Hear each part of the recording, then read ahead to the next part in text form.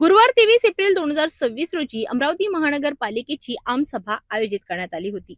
मात्र त्यापूर्वीच महिला नगरसेवकांनी काँग्रेस विरोधात आक्रमक भूमिका घेतली. भाजपा, युवा स्वाभिमान, राष्ट्रवादी काँग्रेस आणि शिवसेना शिंदे गटाच्या महिला नगरसेवकांनी महानगरपालिकेच्या गेट पासून ते सभागृहापर्यंत मोर्चा काढत जोरदार घोषणाबाजी केली.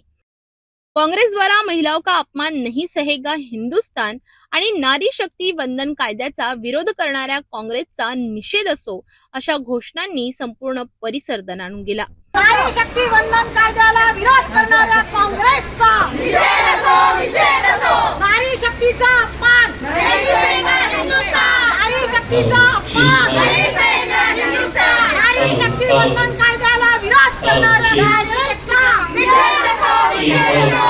काँग्रेसचा हात महिलांच्या विरोधात. महिला नगरसेवकांनी आरोप केला की संसदेत 33% महिला आरक्षणाचा प्रस्ताव काँग्रेसमुळे मंजूर झाला नाही. तसेच काँग्रेसने महिलांविरोधी भूमिका घेतल्याचा गंभीर आरोपही करण्यात आला.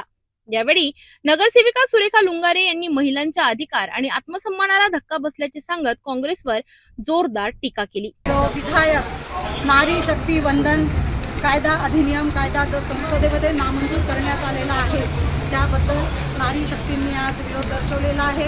खऱ्या अर्थानं लोकसभेमध्ये आणि राज्यसभेमध्ये 33% महिलांना आरक्षण मिळणार होतं, परंतु ह्या काँग्रेसने अतिशय विरोधकाची भूमिका घेत आमच्या महिलांच्या अधिकाराचा, आमच्या महिलांच्या आत्मसन्मानाला ठेस पोहोचवलेली आहे. संपूर्ण देश याकडे बघत आहे. महिला विरोधी त्यांची नेहमीच भूमिका राहिलेली आहे. इकडे मोठ्या मोठ्या गोष्टी मारतात, महिला सन्मानाच्या मोठमोठ्या गप्पा करतात, मात्र जेव्हा वेळ आली तेव्हा त्याच्यातून पळपूट वाटा काढतात. माझा या गोष्टीसाठी निषेध आहे. मात्र देशाचे पंतप्रधान माननीय श्रीमान नरेंद्रजी मोदी आणि राज्याचे मुख्यमंत्री देवेंद्रजी फडणवीस यांच्या नेतृत्वात हा लढा आम्ही कायम ठेवणार आहे आणि 2029 मध्ये महिलांना आरक्षण मिळवून दिल्यापर्यंत आम्ही हा लढा ठेवणार आहोत, एवढं मी या ठिकाणी. दरम्यान काँग्रेसचे स्वीकृत नगरसेवक मिलिंद चिमोटे यांनी प्रत्युत्तर देताना महिलांना आरक्षण काँग्रेसमुळेच मिळाले आणि त्याच आरक्षणामुळे तुम्ही सभागृहात आहात असे वक्तव्य केले.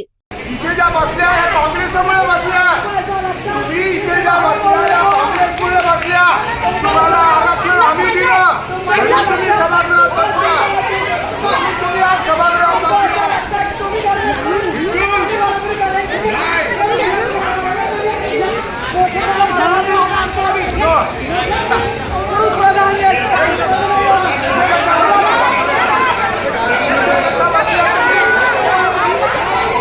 त्यामुळे वातावरण आणखी तापले आणि महिला नगरसेवकांनी चिमोटे यांना घेरत जोरदार घोषणाबाजी केली.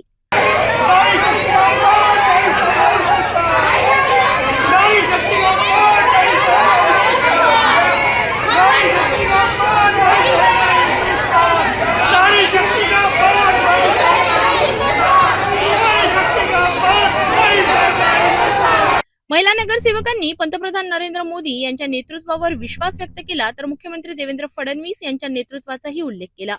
2029 पर्यंत महिला आरक्षणासाठी लढा सुरू ठेवण्याचा निर्धार महिला नगरसेवकांनी व्यक्त केलाय. या प्रकारामुळे अमरावती महानगरपालिकेच्या सभागृहात काही काळ तणावपूर्ण वातावरण निर्माण झाले होते.